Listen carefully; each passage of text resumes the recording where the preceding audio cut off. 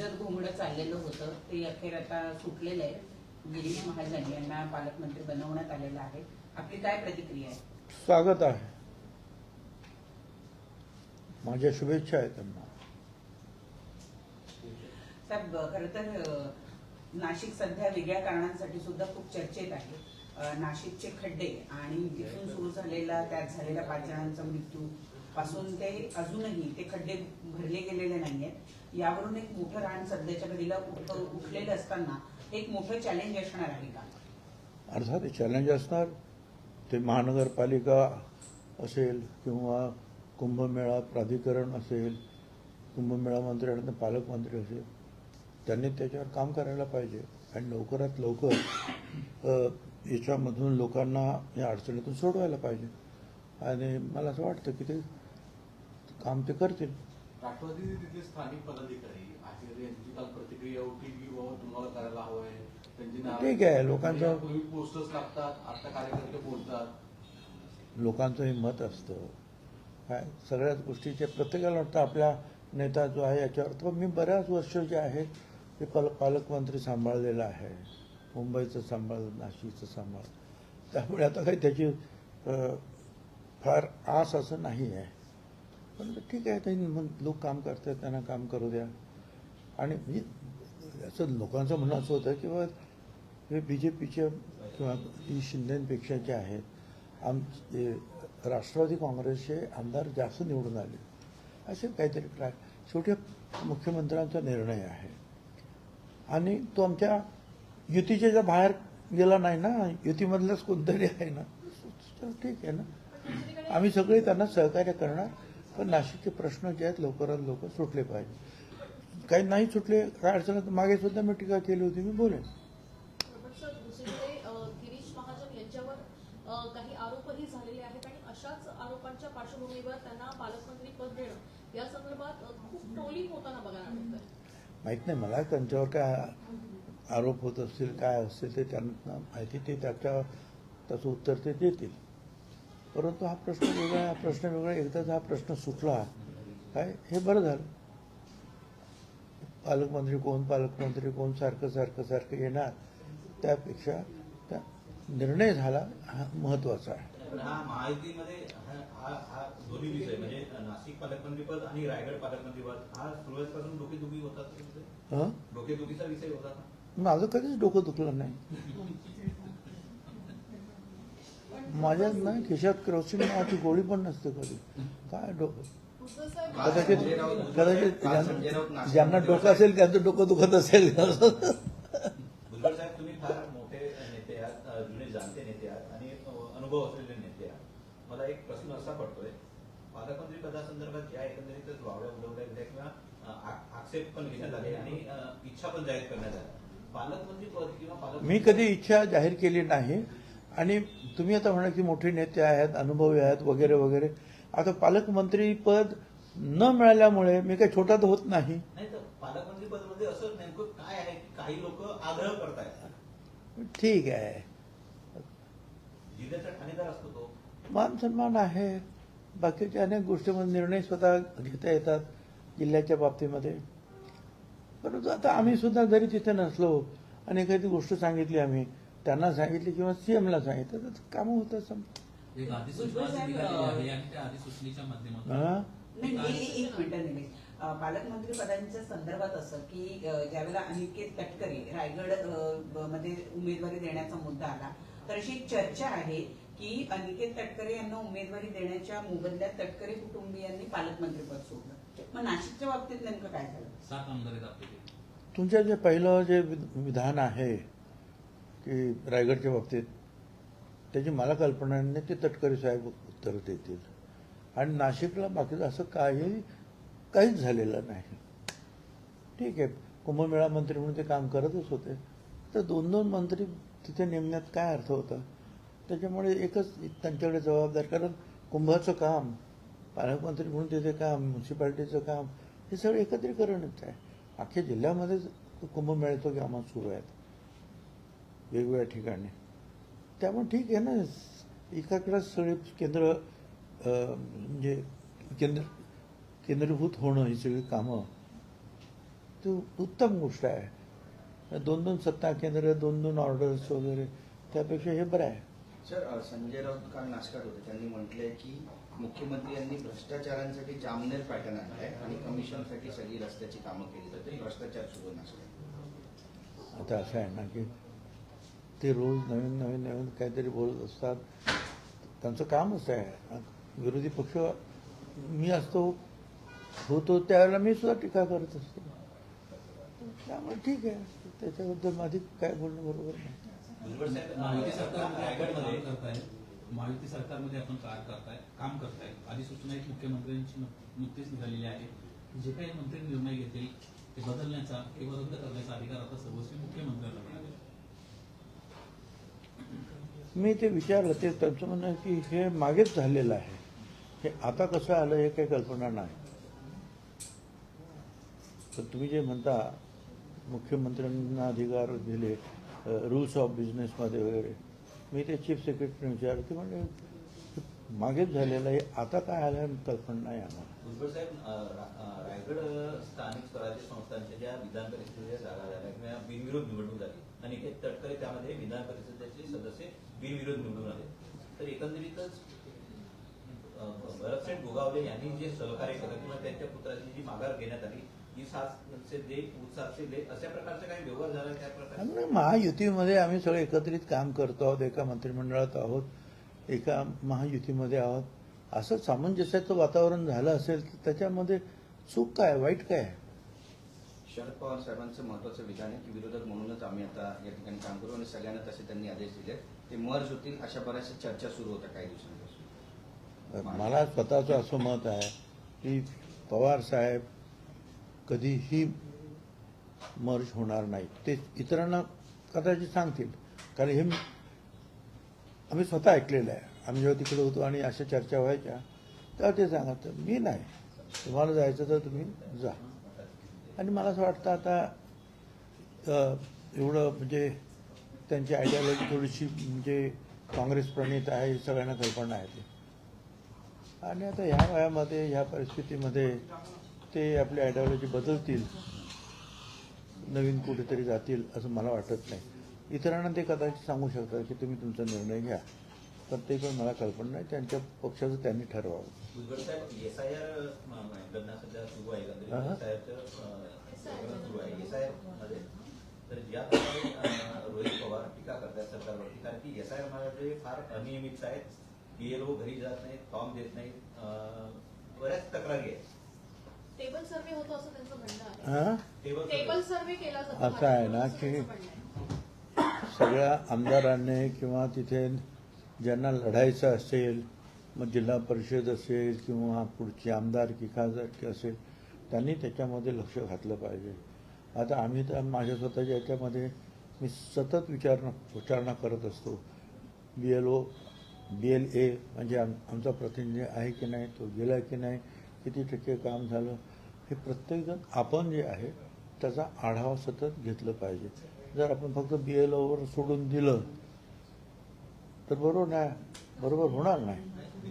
त्यामुळे आम्ही आमच्या पद्धतीनं माझ्या मतदारसंघामध्ये तर आम्ही आणि अख्ख्या जिल्ह्यामध्ये जे आहे BLO म्हणजे काय, BLA काय, त्याचं काम कसं होणार, त्या संदर्भातले प्रत्येक तालुक्यामध्ये आम्ही मेळावे घेऊन ते लोकांना समजावून सांगितले कार्यकर्त्यांनी की हे काय आणि कसं करायचं. आता काही ठिकाणी ते काम होतं, काही ठिकाणी होत नाही. त्याचा अजूनही 21% लोकांचे अर्ज आहेत संपूर्ण राज्यभरातून, ते परत आलेले नाहीयेत किंवा फॉर्म्स घेतले गेले, ते प्रत्यक्षात आलेले नाही अशी माहिती मिळते आहे. त्यामुळे तारखा वाढवून देण्यात याव्या अशी काही परत मागणी नाही. म्हणजे आम्ही तर काही करत नाही, पण आता लोकशाहीमध्ये मागणी करतात आणि वाढवून दिलं तर ते चूक काय आहे त्याच्यामध्ये? अनेक प्रकार, उद्या काही ताबडतोब निवडणूक नाही आहे, त्यामुळे थोडासा वेळ वाढवून दिला तर त्याच्यामध्ये हरकत घेण्यासारखं काही नाही आहे. आजच्या राज्य मंत्रिमंडळ बैठकीमध्ये अन्न व नागरिक पुरवठा व ग्राहक संरक्षण विभागामध्ये तुमच्या खात्याचा एक महत्वाचा निर्णय झालेला आहे. किमान आधारभूत किंमत योजनेत 2024-25 हंगामातील खरेदी करण्यात आलेल्या धान्य व भरड धान्य वाहतूक खर्चाकरिता 328,47,00,000 रुपयांच्या तरतुदीस मंजुरी मिळाली. मग काय करू? एकंदरीत काय या प्रकरणी सविस्तर सांगा सर. असं आहे 24-25च्या काळामध्ये जे वाहतूक वगैरे झालेली होती त्यांचे पैसे देणं होतं. त्यातला काही भाग जो आहे हा केंद्र सरकारकडून येतो, कारण ही योजनाच केंद्र सरकारची आहे. परंतु आपलं कल्पना आहे की हळूहळू जे आहे थोडी थोडी महागाई वाढत गेली तसं तसे बाकीची पूर्ती जी आहे ही डिपार्टमेंट करत असतं. तर 80 कोटी रुपये ते तुम्ही म्हणाला 328 कोटी त्यातले 80 कोटी रुपये भारत सरकारचे येणार आणि बाकीचे पण पैसे जे मग उरतील ते आम्हाला जे काही बजेटमध्ये दिलेले आहेत पैसे त्याच्यातून आम्ही ते खर्च करणार. अधिकचा खर्च काय आम्ही काही मागितलेला नाही. आम्हाला जे अलॉटमेंट झालेली आहे की एवढं बजेट आहे तुमचं त्यातलेच आम्ही ते त्यांना देणार. मागचा खर्च आहे तो. हां हिंदीत विचारायचं आहे. मराठी एक प्रश्न देऊ? तुम्ही हिंदी कधीपासून झाला?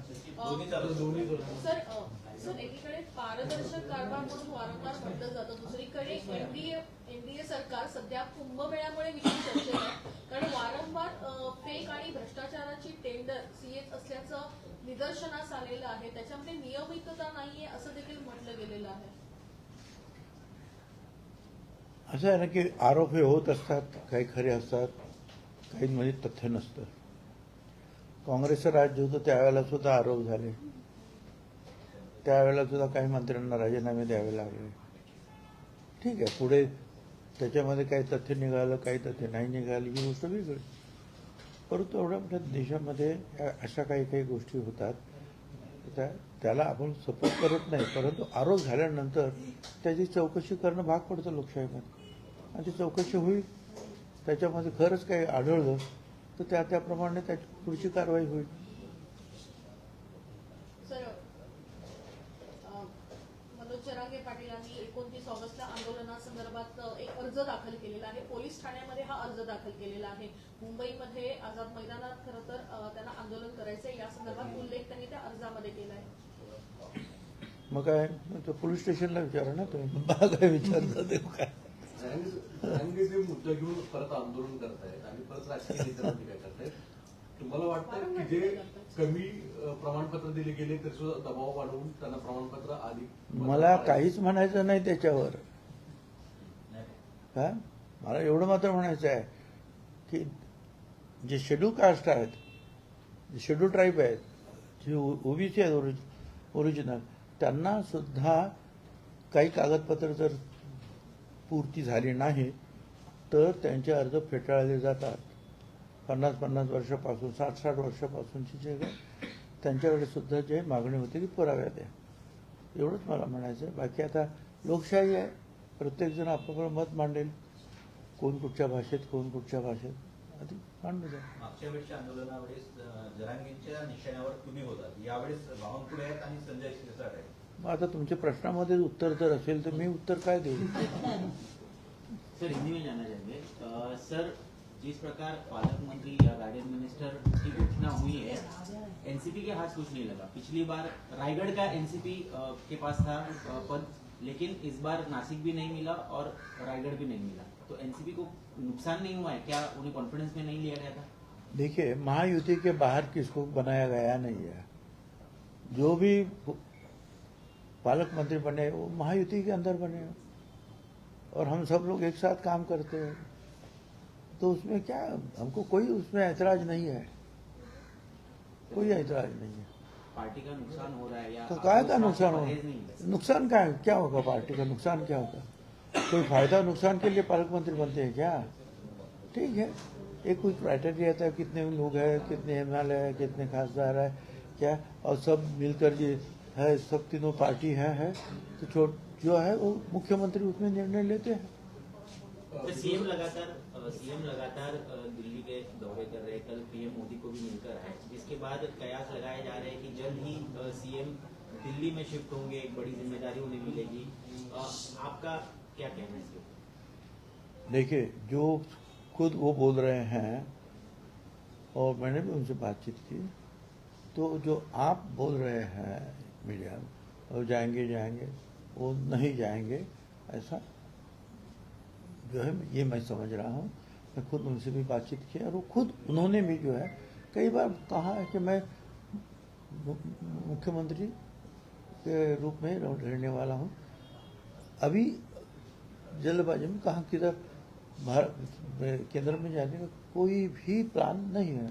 संजय राउत कह रहे हैं कि राष्ट्रहित के लिए अब वक्त आ गया है कि देवेंद्र फडणवीस को दिल्ली जाना चाहिए, राष्ट्र की पुकार है उनका कहना। तो अच्छी बात है ना, एक विरोधी पक्ष नेता क्या वो उनके बारे में इतना अच्छा कहता है तो हमारी सबके लिए बड़े गर्व की बात है।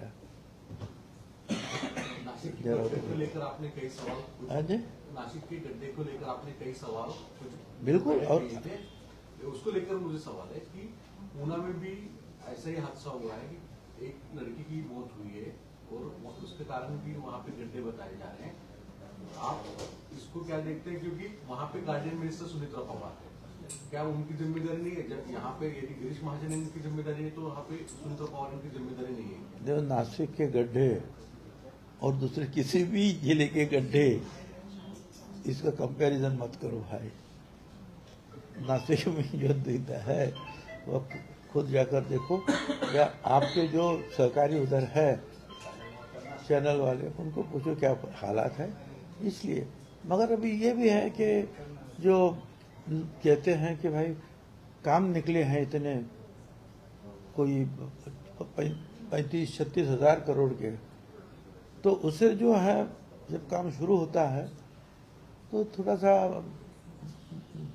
कठिनाइयाँ जो है रास्ते पर इधर उधर लोगों का होता है।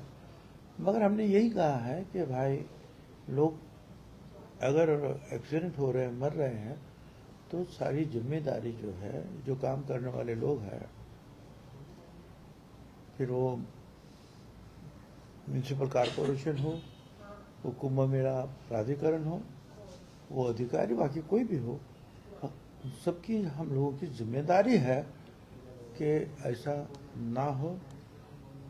होना तो ये चाहिए कि अगर दोनों तरफ से जो है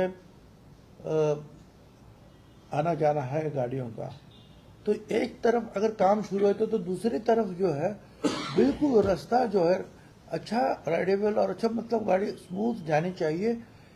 ये कर्तव्य होता है कॉन्ट्रैक्टर का कि एक कम से कम अगर इधर लेफ्ट में काम चालू है तो राइट साइड में जो है पुराना जो रास्ता जो है वो ठीक ठाक रखे, गड्ढे ना हो, ताकि जो है ट्रैफिक फट से जो है निकल जावे। मगर ये कई बार ये कॉन्ट्रैक्टर लोग इधर जो है रास्ता जो है रिपेयर करने के लिए लेते हैं, खुदवाते हैं, और दूसरी तरफ अगर जहाँ से लोग गाड़ियाँ जाएंगे वहाँ गड्ढे हैं। और फिर गड्ढा भी है तो उसको भरने का एक तरीका है, जैसे कि क्या वो कप और जो सासर जो है कप बशी, अगर ऐसा है और यह गड्ढा है और इसमें तुम ऐसा भरेगा तो गाड़ी आएगा तो ऐसे ही निकल जाएगा वो। तो गड्ढा भरने का जो एक तरीका है कि जहाँ गड्ढा है वहाँ स्क्वायर करो, उसको नीचे तक आधा फुट या 4 इंच 6 इंच जो भी कुछ ऐसा करो, एक बॉक्स जैसा, और उसमें दबा दो ताकि वो जो है गाड़ी से निकल, जो भी उसमें भरा मटेरियल है वो निकल ना जाए। कोई ध्यान नहीं देता है, गड्ढा भरा बस ऐसे ही जो है उसमें डाल दे तो गाड़ियाँ आएगी वो तो निकल जाएगा ऐसा सट से। तो शास्त्रीय रूप से जो है साइंटिफिकली अगर काम होता है, और वो काम सारे जो हमारे इंजीनियर्स हैं उनको देखना है कि उन लोगों से ठीक ढंग से काम करा ले। सर, नगर येवला मनमाड हा जो रस्ता आहे हा अनेक वर्ष प्रलंबित रस्ता आहे। काल परवा तिथले माजी खासदार नगरचे त्यांनी असं वक्तव्य केलं की डोनाल्ड ट्रम्पमुळे या रस्त्याचं काम रखडलंय, कारण आखाती देशांमध्ये युद्ध पुकारलं गेलं आणि डांबर मिळत नाही म्हणून हा रस्ता रखडलाय। काय सांगता? नाही, हे बघा, एकदमच हे फार म्हणजे ते बोलले त्याच्यावर लोकांनी त्यांना ट्रोल केलं किंवा अडचण, पण एकदमच हे काही चुकीचं आहे असंही नाही। शेवटी जे काही क्रूड ऑइल वगैरे येतं तिकडून त्याचाच हा जो आहे हा भाग आहे हे डांबर वगैरे. आता तिथूनच ते पुरेसं जर आलं नाही तर इथे कमतरता जाणवणार, डिझेलची, याची, त्याची, तेलाची, डांबराची जाणवणार. पण थोडेफार प्रमाण ते आहेच.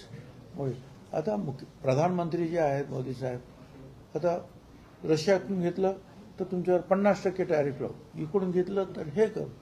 वेगवेगळ्या ठिकाणावरून जे आहे की क्रूड ऑइल कसं काय येईल आपल्याकडे, यासाठी जे मोदी साहेबांनी ते प्रयत्न करत आहेत. काय इतर ठिकाणी इतर देशामध्ये फार अडचणीचं झालेलं आहे. त्या मानाने थोडंसं आपल्याकडे चालली आहे गाडी आपली. भुजबळ साहेब, जात निहाय जनगणना सगळीकडे सुरू आहे, त्याच्यामध्ये ओबीसी साठी फायदा होईल असं वाटतं का? कारण की 100%. त्याचे अनेक प्रश्न असं उपस्थित होत नाही, आहेत. 100%. उपवर्गीकरणाच्या संदर्भात सुद्धा असा मुद्दा येतोय. हं? उपवर्गीकरण हा तसा मुद्दा नाही, आहे. उपवर्गीकरण हा भाग वेगळा आहे, हो. जात गणना हा भाग वेगळा आहे. आम्ही 91 पासून 1991 समता परिषद झाली तेव्हापासून मग गांधी मैदान, पटना, रामलीला मैदान, दिल्ली, हरियाणा, सगळे राज्यामध्ये, उत्तर प्रदेश पासून इकडे महाराष्ट्र वगैरे सगळीकडे जिथे जिथे आम्ही समता परिषदेच्या रॅली 1,00,000, 2,00,000, 3,00,000 त्याच्यामध्ये पहिलाच आमचा अटेम्प्ट आहे की आमची जात गणना करा. याचं कारण असं आहे की ओबीसीला कुठलीही गोष्ट द्यायची झाली, सरकार किंवा भारत सरकार किंवा राज्य सरकार, तर कुणीतरी जे ताबडतोब कोर्टात जातं. मग कोर्ट विचारतो तुमची संख्या किती. आता 1931 नंतर जे आहे ही जात गणना झालीच नाही, कारण प्रत्येक वेळेला आम्हाला अडचण येते. 2010 मध्ये आम्ही सुप्रीम कोर्टात गेलो. सुप्रीम कोर्टाने नोटीस दिली भारत सरकारला की तुम्ही काय करणार 211च्या जनगणनेमध्ये. दरम्यानच्या काळामध्ये समीर भुजबळ तिथे खासदार होते. मी त्यांना म्हटलं ठीक आहे, पण तू खासदार म्हणून लोकसभेमध्ये आवाज उठवा तुम्ही. आणि मग मी मुंडे साहेबांना पण फोन केला. मुंडे साहेबांनी सुद्धा समीर बरोबर, समीर आणि त्या दोघांनी म्हणून त्याच्यावर एक चळवळ सुरू केली. आणि मग सगळे यादव, अमुक तमुक जेवढे म्हणून खासदार होते 100 खासदार जे त्यावेळेला उभे राहिले आणि त्यांनी सांगितलं की हे जातगणना व्हायला पाहिजे. आणि मग कॅबिनेटमध्ये त्या भारत सरकारच्या झालं आणि प्रणब मुखर्जींनी येऊन हाऊसमध्ये सांगितलं संसदेत की आम्ही जातगणना करतो. आता हे करणं जे आहे हे कुठून करायला पाहिजे होतं? सेन्सस कमिशनरकडून, जे आता होते ते. कारण सेन्सस कमिशनरला जर तुम्ही खोटं सांगितलं तर त्याला सजा आहे. जर खोटी माहिती तुम्ही जर सेन्सस कमिशनरच्या कामाला दिली तर काम त्यानं तर युडीने आपलं शहर विकास त्यांच्या खात्याने करावं आणि त्याच्या बऱ्याचशा त्रुटी निघाल्या. म्हणजे एकूण जी थोडक्यात म्हणजे आमची फसवणूक झाली. कारण त्यावेळेला सुप्रीम कोर्ट म्हणाला की त्यांनी मान्य केलं, आता काय तुमचं, आम्ही विड्रॉ केली केस. आणि सेन्सस कमिशनरकडून करण्याऐवजी त्यांनी जे आहे प्रत्येक राज्याच्या डिपार्टमेंटला सांगितलं तुम्ही करा. आणि त्याच्यामध्ये चुका सगळ्या राहिल्या आणि आमचं काम झालं नाही. आता जे होणार आहे हे जात गणना अधिकारी जे आहेत, दशवार्षिक होतात सेन्सस कमिशन, त्यांच्यातर्फे आहे. त्याच्यामुळे खरीखुरी माहिती जी आहे याच्यामध्ये नक्की येणार. आणि ती जी जात गणना आहे त्याच्यामध्ये जे आहे तशा भारतामध्ये 7,000 8,000 जाती आहेत. ते तेवढं तर सगळ्या काही लिहिणार नाही ना त्याच्यामध्ये. ते एक ॲप त्याच्यामध्ये ते असणार. जात त्यांनी सांगितलं की बाबा मी आपला वंजारी समाजाचा, तर ते सांगितल्याबरोबर आपोआप ते जे आहे ते ओबीसीमध्ये जाईल. त्यांना हे सगळं ऑटोमायझेशन झालेलं आहे. त्याच्यामुळे साहजिकच जे आहेत ओबीसी किती आहे, ओपन किती आहे, दलित किती आहेत, आदिवासी किती आहेत, हे सगळं काय जे चित्र जे आहे आपल्यासमोर येईल. ते कशासाठी पाहिजे आहे? काही लोकांचं म्हणणं की आम्हाला तुम्हाला ते सत्ता पाहिजे म्हणून. नाही नाही नाही. कारण आमचं असं म्हणणं आहे की जसं दलित आदिवासींना भारत सरकार आणि राज्य सरकारकडून फार मोठे फंड्स मिळतात त्यांची घरं बांधण्यासाठी, त्यांच्या आरोग्यासाठी, त्यांच्या शिक्षणासाठी, सगळ्या गोष्टींसाठी, शेतीसाठी, तसं तो फंड आम्हालाही मिळाला पाहिजे. त्याच्यासाठी 2 वेळा कमिटी निर्माण झाली. एकदा सुमित्रा महाजनताई ज्या लोकसभेच्या अध्यक्ष होत्या, 16 खासदारांची कमिटी, त्यांनी म्हटलं हे दिलं पाहिजे, परंतु त्याचा डाटा आमच्याकडे नाही. मग मनमोहन सिंग कमिटी निर्माण झाली, त्याच्यामध्ये चिदंबरम होते, पवार साहेब होते, सगळे होते. त्यांनी तेच सांगितलं की आमच्याकडे डाटा नाही, मदत करायला पाहिजे यांना, हे गरीब आहेत, अडचणीत आहेत, हे ओबीसीचे सगळे लोक. आणि ते त्यांना सांगितलं सेन्सस कमिशनरला, परंतु ते झालं नाही. ते आता होत आहे, याचा आम्हाला आनंद आहे. साहेब, आता याच्या संदर्भात तुम्ही मुंडे साहेबांना पण अतिशय जवळचे तुमचे स्नेह संबंध आहे पार्टीच्या पलीकडे जाऊन. काही दिवसांपूर्वी पृथ्वीराज चव्हाणांसारखे ज्येष्ठ नेते सांगतात की गोपीनाथ मुंडे हे भाजप पक्ष सोडून काँग्रेसमध्ये येणार होते. खरंच तसं सुरू होतं? माझी काही कल्पना नाही. एक मिनिट. हॅलो हॅलो, हां हां बोला.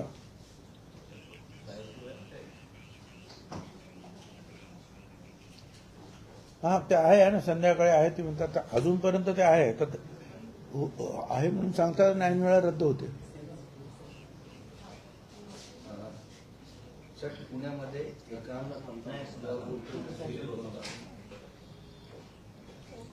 नाही नाही नाही, ते असं आहे, ती टक्केवारी आहे आमदारांच्या प्रमाणामध्ये. हां नाही त्याच्या अजून त्याची काय झाली नाही, थोडीशी चर्चा झाली.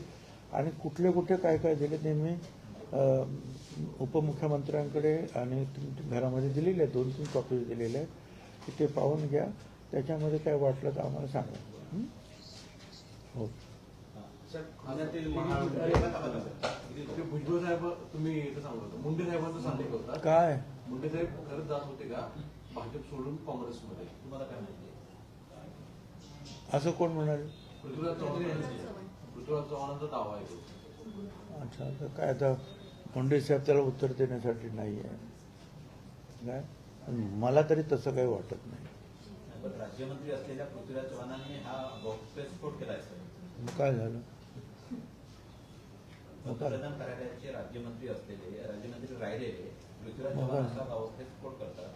हां तर मग काय झालं आता? काय त्यांची ती माहिती असेल, पण तसं काय आतापर्यंत एवढी वर्ष झाली कोणी त्याच्याबद्दल कधीच काय बोललं नाही.